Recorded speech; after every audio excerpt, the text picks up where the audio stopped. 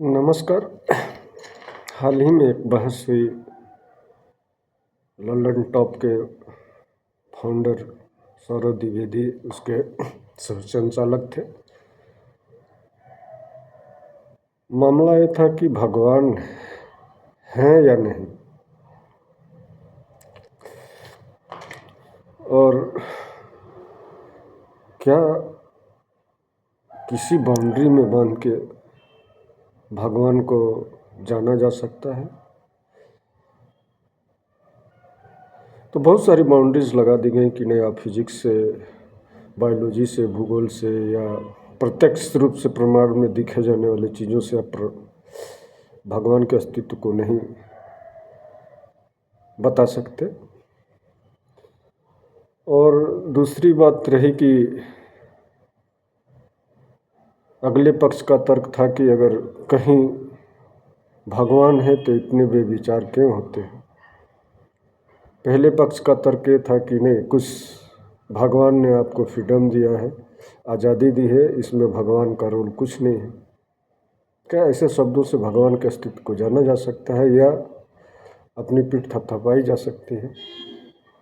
अगर हाँ, तो मुझे नहीं लगता कि आप किसी भगवान के बारे में जानना चाहते हैं या भगवान के अस्तित्व को नकारा जा सकता है। रह गई शब्दों के खेल को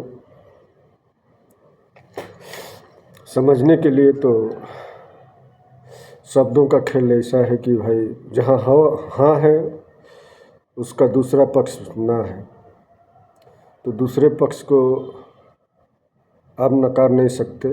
अगर पहला पक्ष आप हाँ बोलते हो, अगर दूसरा पक्ष ना बोलता है, तो उससे भी ये साबित नहीं होता कि भगवान है। अगर दूसरा पक्ष का जिम्मेदारी ख़त्म हो जाता है, आप साबित कीजिए।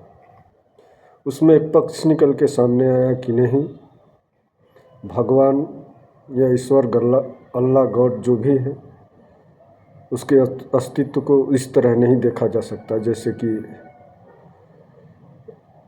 किसी मेटल डिटेक्टर से देखा जाए।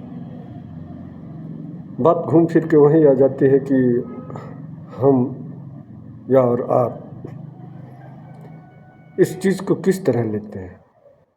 प्राकृतिक संरचना को देख के लगता है भगवान है, सामने से जो बुराइयां होती हैं समाज में उससे देख के लगता है कि नहीं, कुछ तो, अगर कुछ अच्छा करने वाला है, फ्रीडम दिया है, तो या तो उसको जायज़ बता रहे हैं आप। ये कहाँ तक सही है? जिसने भगवान को जाना, देखा, महसूस किया, उन्होंने अपनी आवाज़ को बंद कर लिया।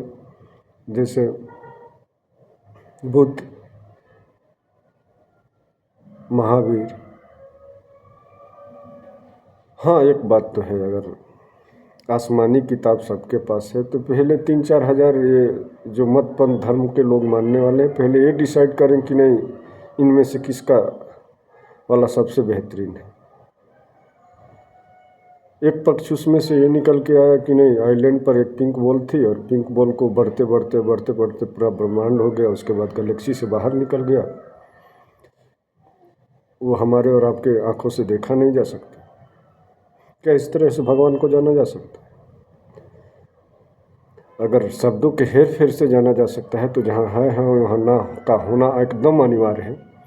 और ये भाषा आदमी के द्वारा बनाया गया है, तो कुछ सहूलियत जिसमें किसी चीज़ को नकारना है तो उसको ना में बोलना ही पड़ेगा।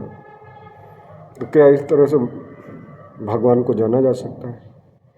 फिर मिलेंगे अगले वीडियो में, तब तक के लिए इतना ही। बहुत बहुत धन्यवाद।